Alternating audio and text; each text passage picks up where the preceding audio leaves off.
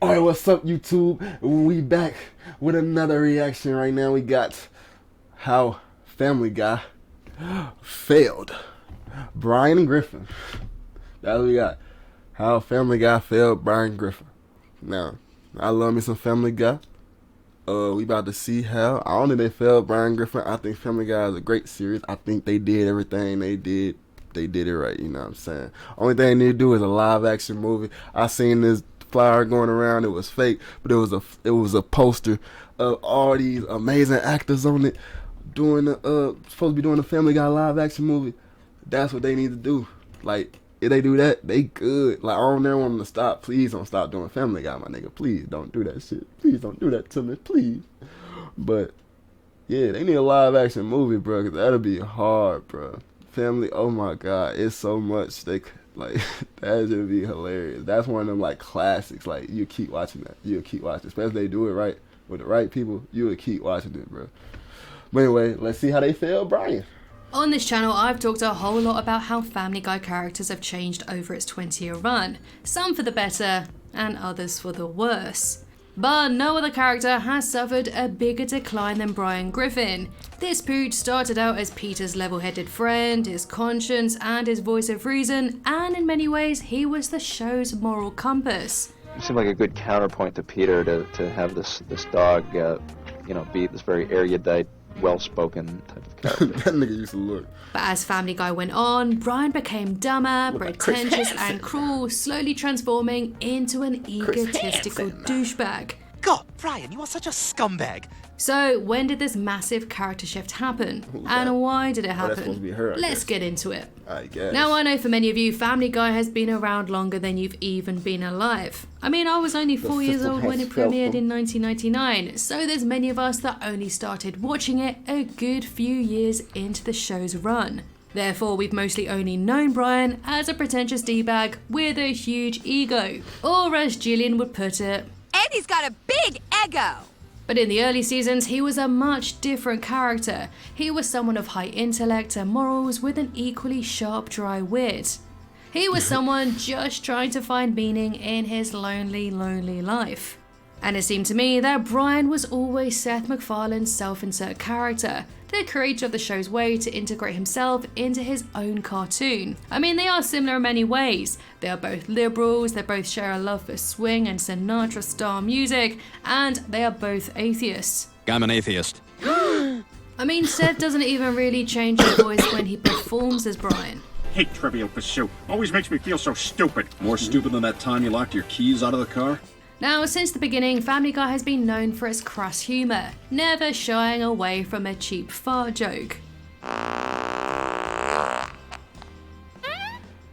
But I always felt that Seth used Brian to inject some much needed balance to the show, and despite being a talking dog, he did add some levity.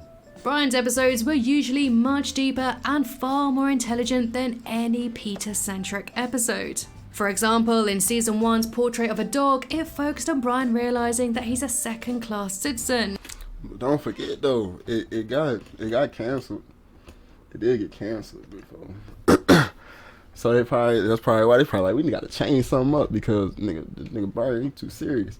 But it's funny because now like he a smart dumbass nigga. A lower species with less rights than humans, and someone who isn't even allowed to drink from the same water fountain. The episode then saw Brian become down in his luck, he becomes homeless, and at his very lowest he attacks a man. And because of this, he is sentenced to be euthanized.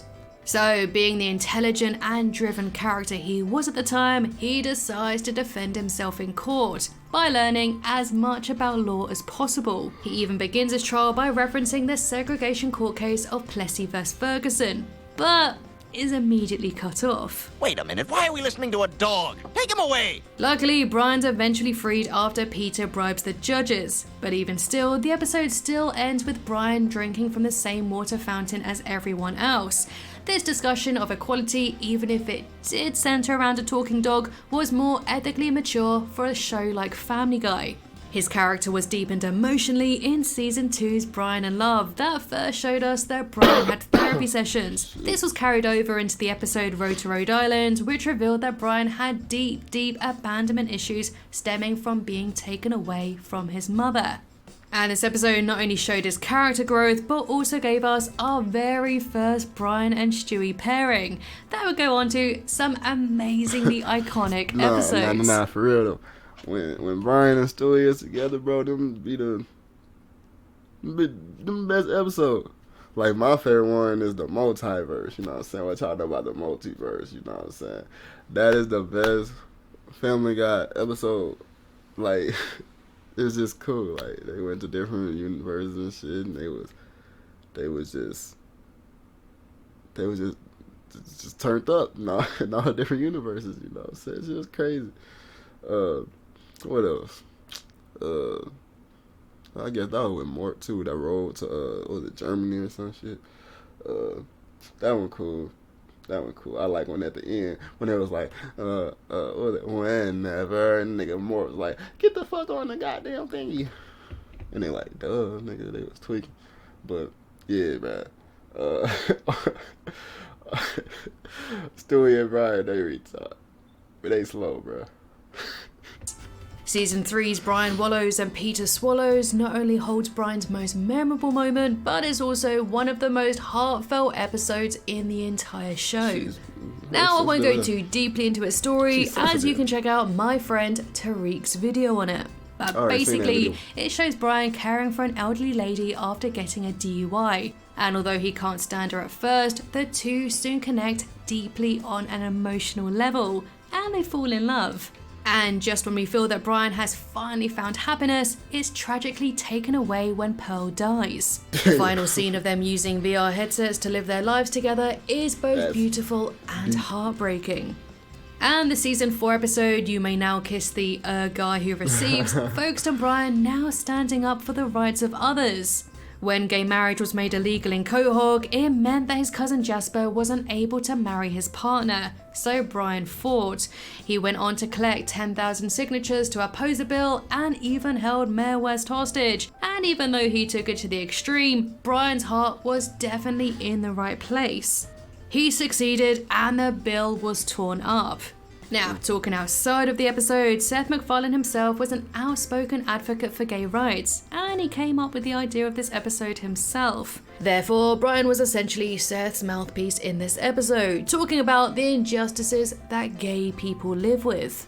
And although Seth didn't write these particular episodes, he was still heavily involved in the creative process as an executive producer, so he still had a lot of influence in the direction of these characters. But this all changed when he shifted focus onto other projects like this. But how did they fail that nigga though? She's saying all this and that. But how they fail him though? Ted movie. In a Reddit AMA, he explained that he felt burnt out after working on Family Guy for over a decade, and it was around 2010 to 2011 that he left the creative side on the show and transitioned into a voice-only role. Yeah, these days I do voiceover on Family Guy, but that's really about it. So it would have been around the 8th or 9th season when Seth stopped being involved completely in the writer's room. So I don't think it was a big coincidence that it was around this time that I noticed a big change in all of the Family Guy characters.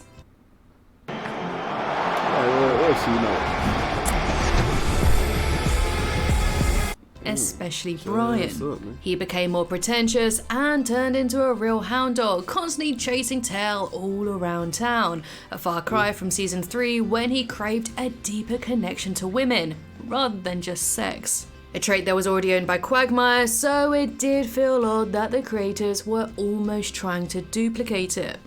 I'm a little creeped out. Hey, congratulations, somebody famous now hates you. I mean, in one episode, Brian dated a blind woman who openly said that she hated dogs. So what does he do? He lied and pretended to be a human. And when she eventually found out the truth and dumped his ass, he then pretended to be a different guy by putting on a voice. Hey, it's Noah from J-Date. Oh my god, hi! And it wasn't just his sexual exploits, his political leanings and morals soon diminished too, quickly turning into a liberal hypocrite who would happily sell out his values if it benefited him. As mentioned, Seth was no longer around, and so not as invested as he was in what direction the writers took the characters. So it was only natural that Brian was no longer being used to tackle social issues that Seth cared about anymore, because he wasn't really there. And I believe season 12's The Life of Brian best exemplifies Seth's feelings towards Family Guy around this time. Killing off Brian showed that Seth had completely distanced himself creatively and emotionally from the show. So to talk about this controversial moment in Family Guy history, I asked a little help from the biggest Brian Griffin fan I know, LS Mark. Hey Lydia, I just got your message. So, what do you want to chat about? Fairly Odd Parents timeline or Five Nights at Freddy's perhaps? Nah, I want to hear you talk about Brian's death in Family Guy again. When did I become the Brian Griffin guy?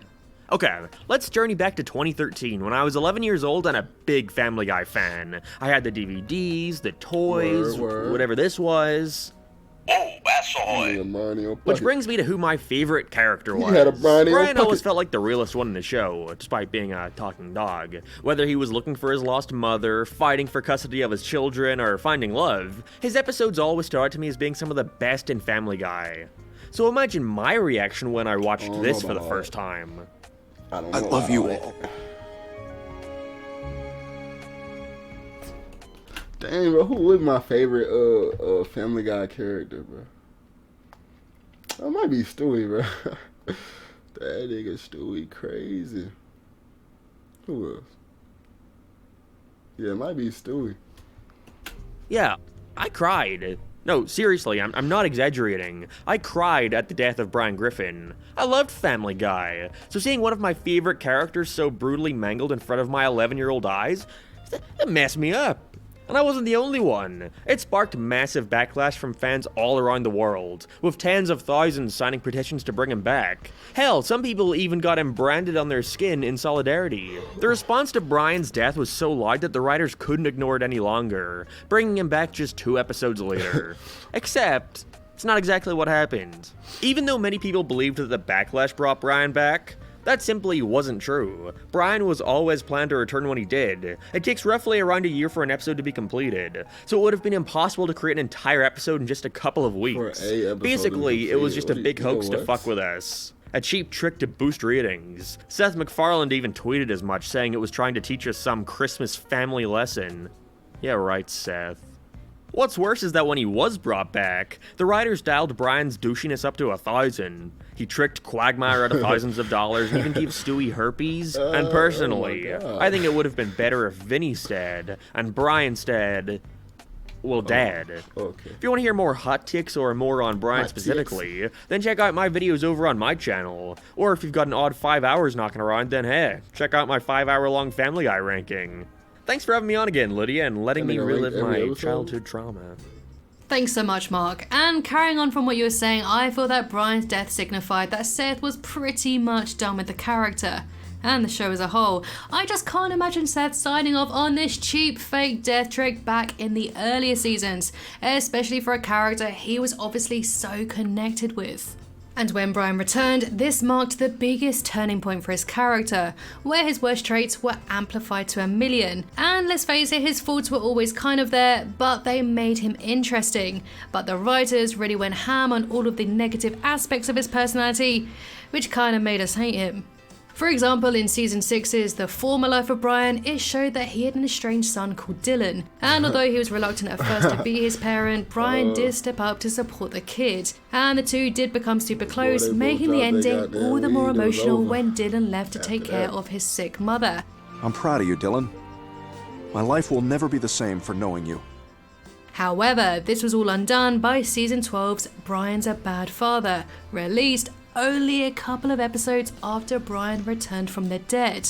The episode reveals that he's been completely ignoring his son. Hey, if I click ignore, will he know that I'm sending him to voicemail? Avoiding him, dodging his calls, but that all changes when he discovers that Dylan is an actor on a successful TV show, and he even guilt trips Dylan into getting him a job in the writer's room, basically using him to fulfill all of his own ambitions. God, you're a terrible father! It seems that the moral compass we labelled Brian as initially was spiralling out of control.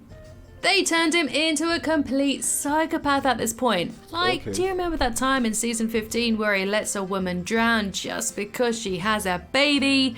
Yeah, that's messed up. I think that's funny. Nigga, And shut to up. really bring us to that full circle moment, do you remember when we talked about how Brian was fighting for equality in season 1? Well, in season 16's The Wolf of Wall Street, he completely sells out his own dog kind when they discover his investment in a protein drink Nigga said company it the whole that time. makes products out of dogs. And instead of getting out of it and informing the police, Brian insists on resuming the investment. Wall Street is a people-eat-dog world. Everyone knows that. Oh my God!